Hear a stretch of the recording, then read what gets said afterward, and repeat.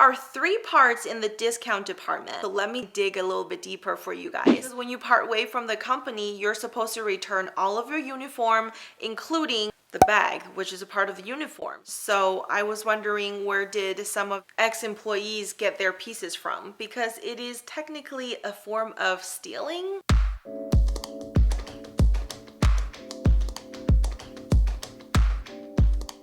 Hey guys, welcome back. In today's video, I want to change up the direction and take you guys to the other side, which is my professional background, especially the part that I worked at Louis Vuitton. And I wanted to take you guys on this journey and share everything that you probably want to know about what are some of the perks, benefits, and a lot of crazy stuff that comes with working for it. Just like you, before I started working for the brand, I have, dreamt about working for one of the top luxury brands, and I got the opportunity to work for the brand, and it's been a few years.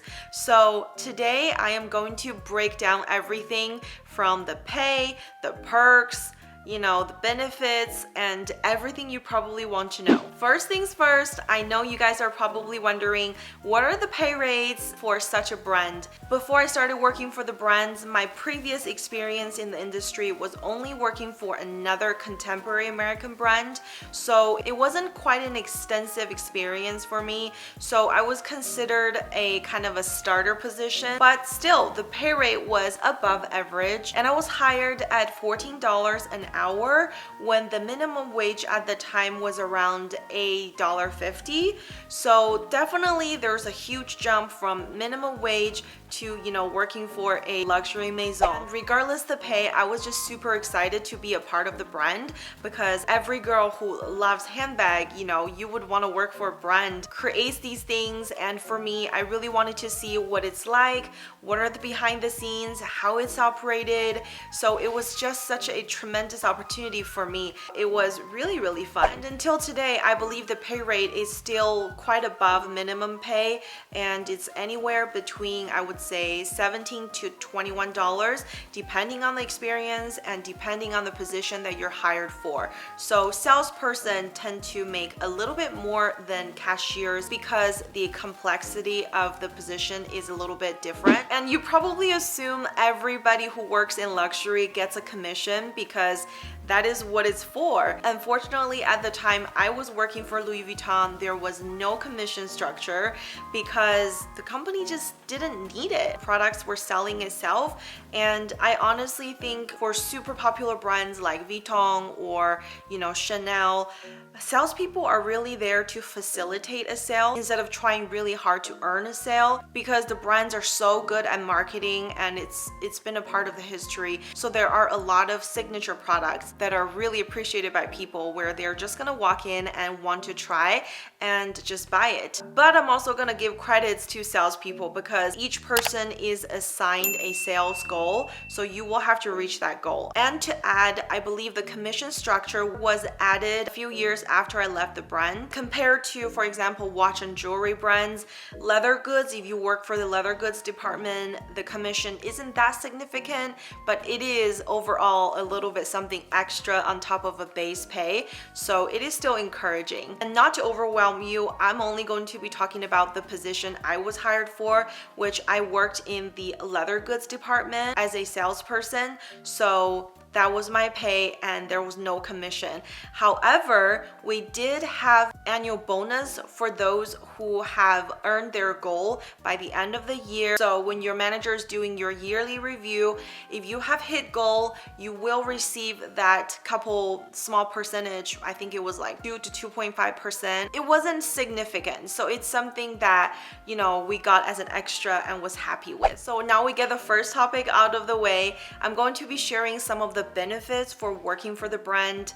I mean, there are plenty of benefits compared to the same entry job in the other industry. So the benefits definitely covered health insurance. There is a 401k plan. And then of course there's vision and dental, which I would say Because the brand is such a big company, I think the benefits are slightly better than maybe some of the smaller companies. And of course, other perks include, you know, seasonal uniforms. Usually how it works is that there is a lookbook for you. There are 5 different looks for women and a couple of looks for men, and then you can pick and choose, I think, 2 to 3 looks from the 5 look that is provided to you of what you want to wear. So I remember this being really fun because at my time there, the brand announced Marc Jacobs is going to step down from being the women's creative director. So the new designer Nicolas Jesquier is going to step on board, and he has brought in a new era of fashion to the brand and new dynamics. So our uniform has also changed with that. I really loved the design of it. It was a lot of sleek cut and very futuristic looks. Even the purse that we were wearing has been updated, which brings me to the point where I was wondering when I heard the story of other previous employees that worked for the brand still kept their uniform pouch. That is technically an item that you're supposed to return to the brand when you leave the company. So unfortunately, I don't have the bag with me. I wish I would have kept it. I kind of was just going with the rule and did what the manager said because my chapter there ended on a good note. So I just did what the manager said. Basically, that was to return all of my uniform, which I wasn't going to wear anyway after the brand. And of course, the little pouch that came with the uniform, which is something that you get to wear and carry your pens, your paper, whatever you needed besides your pocket when you're serving clients. So it was a really cute bag because those were made for employees only and those were not a part of the regular merchandise. So even if you were to want to get one, I don't think you were able to because it was customized to be worn as a part of the uniform. Just like Chanel too. I think their employees has this interchangeable fanny pack looking pouch where you can wear as a crossbody or you can wear it on your waist. It's just something fun to have. But darn it, now I kind of regret it after seeing other employees kept their stuff. Other benefits that I can think of is also dry clean. I think it's a pretty standard thing for European brands. It wasn't so common for other American brands, at least the one that I worked for. They didn't provide specific uniforms, but there was a uniform guideline, so you can go choose your own uniform looks based on the colors and the mood they want.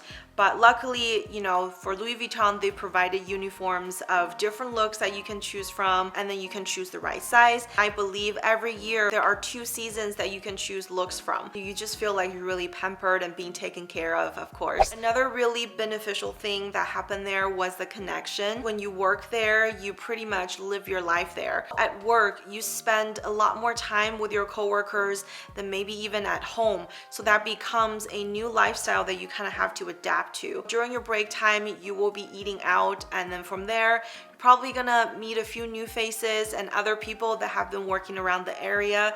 So the connection with people is another benefit. There have been some tenured employees that's been working on the strip for many years, so they've seen the come and go of management teams or employees, as well as stores that have come and go. So it's really interesting to kind of pick a conversation with people that you go to the same lunch spot with, because you might often see the people there and they've been eating there for like 15+ years. You can always hear some interesting stories and learn a little bit more about the dynamic and the area that you work in.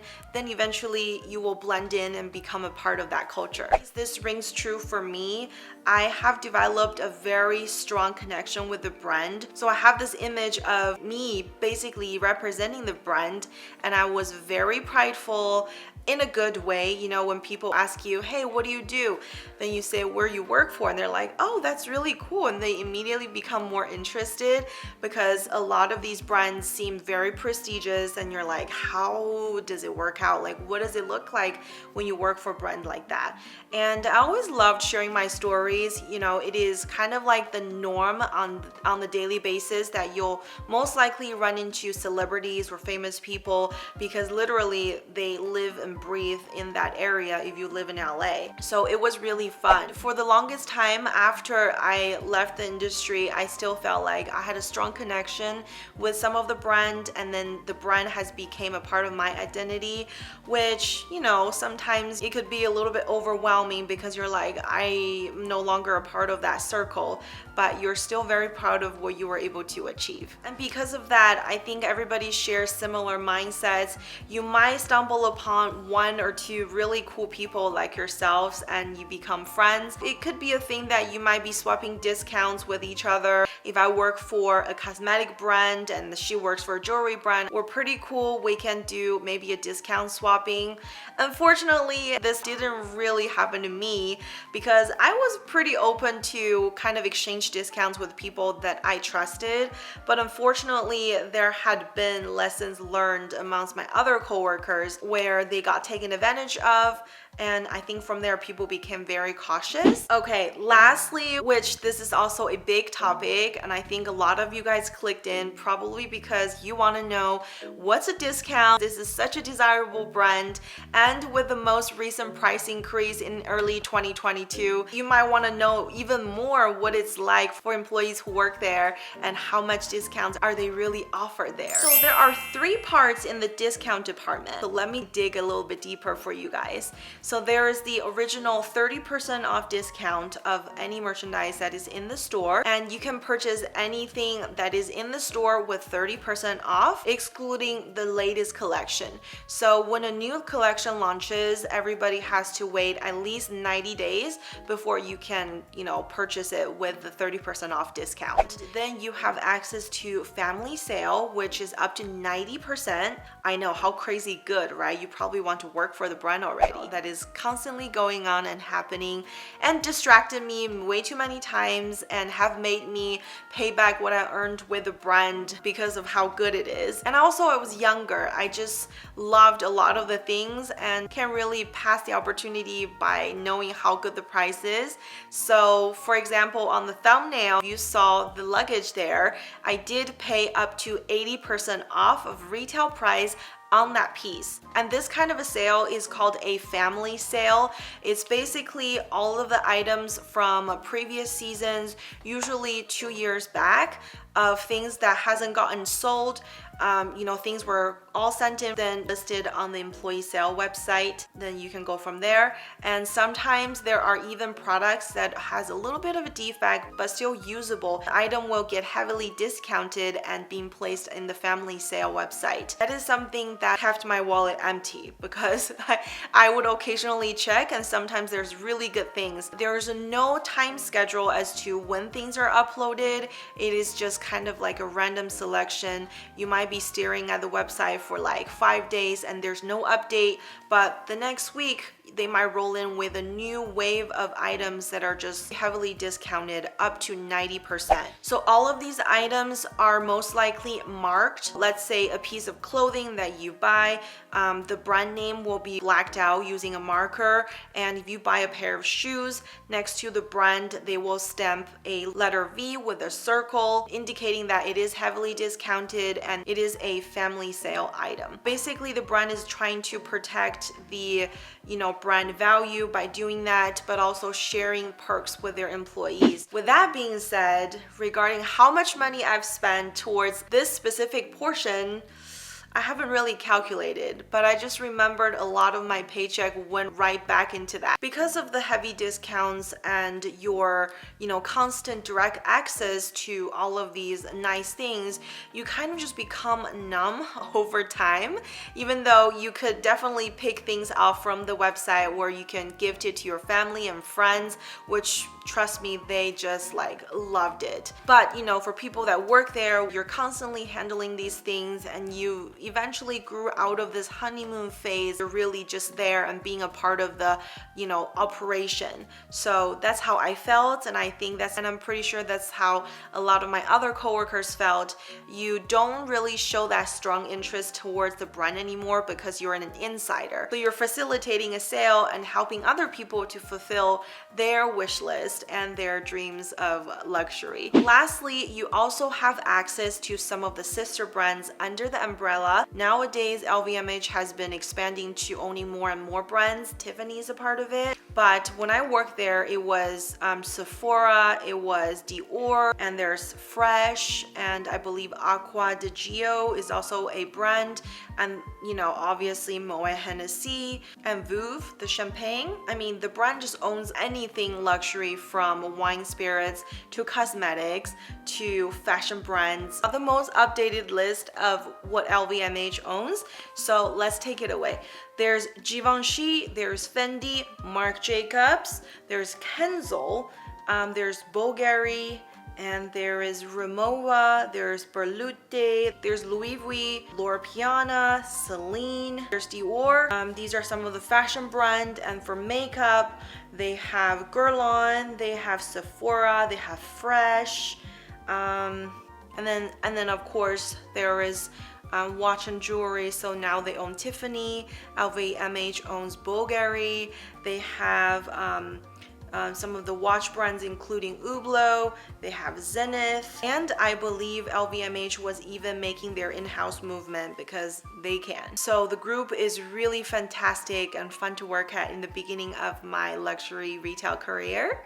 And this is only part one of the story, so if you want to hear more, which I will be filming more, as I promised in the beginning of the year that I want to share more of my professional background, make sure you subscribe to the channel so you don't miss out on any of the stories. So yeah, these are the perks that really came with the brand. Along with that, there were a lot of other juicy stories of celebrity clients and also drama stories between coworkers. I'll probably have to make another video on this. I hope I did a good job summarizing my experience working at Louis Vuitton. And as an ex-employee, I still feel like luxury industry is a great place to start. If you're interested and you have sales background, that could definitely open some doors for you. So with that being said, if you have any questions regarding employment or what it's like working at Louis Vuitton, let me know in the comment section below. And if you haven't subscribed to the channel, my name's Vivian. I usually do a lot of luxury insights and in-depth review videos on the channel, so I would love if you click that subscribe button and join the channel, and also give this video a thumbs up because it really supports my channel. That is it for today. Thank you so much for watching today's video. I hope to see you on the next one. Take care, guys. Bye. It's time.